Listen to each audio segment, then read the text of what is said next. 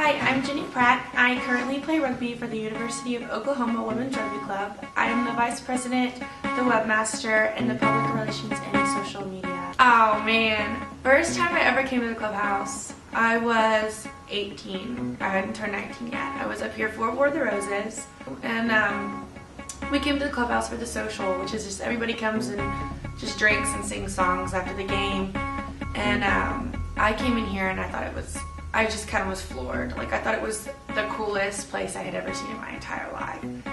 And getting to see all of the memorabilia in here and all the history and getting to recognize the fact that women did come before me and they had to lay a pretty stable foundation for me to be able to play now was pretty just like groundbreaking. There's not really a gender bias in rugby because when females play it tends to be pretty admirable, especially among like peers, you know.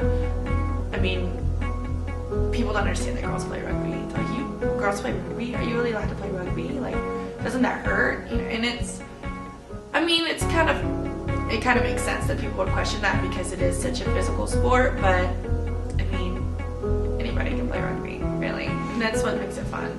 My position on the field, I'm a true utility player, which means that I can play anywhere.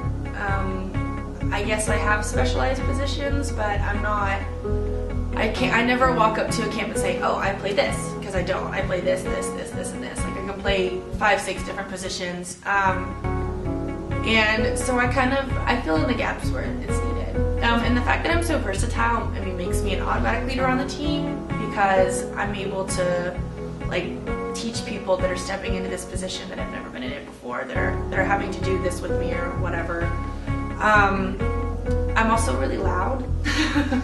I'm very bossy, so that kind of helps too. I'm pretty good at directing people, and I'm really good about being vocal on the field. But, you know, I'm not an elected leader, but I definitely step up on the field when I need to.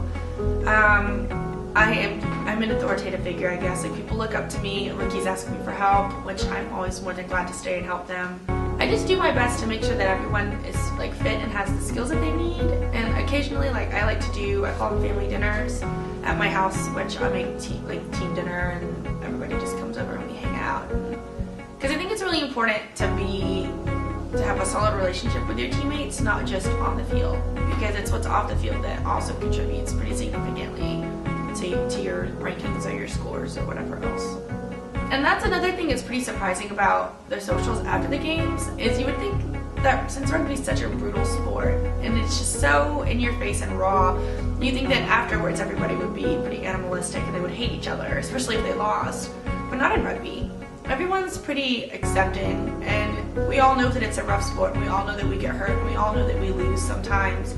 But we can come to the clubhouse or go to a bar or go to somebody's house at the end of a game and just drink and sing rugby songs and just be glad to see each other. And it's just the camaraderie is such a big deal that you can't afford to really be mean to anybody because it's such a small community. It's not worthwhile to be hateful. I have to be an exceptional extrovert. I have to make sure to go out and introduce myself, and if I go to these high-level events, like, I have to make sure I shake the coach's hand at least 3 times so they know who I am. But I'm always pretty outgoing anyways, so it's not like it's a challenge for me to go and put myself out there and be outgoing. You just have to make sure to really work hard and to make sure they know where you're from and make sure you say thank you and that you're appreciative, because I am appreciative. Since my parents kicked me out when I was 17, I've always kind of been an independent student. My grandmother helps me in like cases of emergency, but I pay for my own school, I pay for my own house, my car, my pets, everything. It's all out of my own pocket. And all of my rugby funding usually comes out of my own pocket unless I absolutely am desperate and I set up a donation page. I've tried to get all my stuff together for Dream Fuel Me because it's a way to help me reach out to potential donors to raise awareness for my campaign and help me go do the things that I want to do and further my career as a rugby player. Being able to put everything together with Dream Fund Me is really going to help me achieve the goals that I want to do and help me get to the different tiers: U23s, All-American, All-Stars, USA team. There's camps and stuff in between there that you have to pay to go to, and you have to pay to go to play on these teams, and being able to work with this organization is going to be really beneficial for me in terms of raising the funding and awareness that I need to.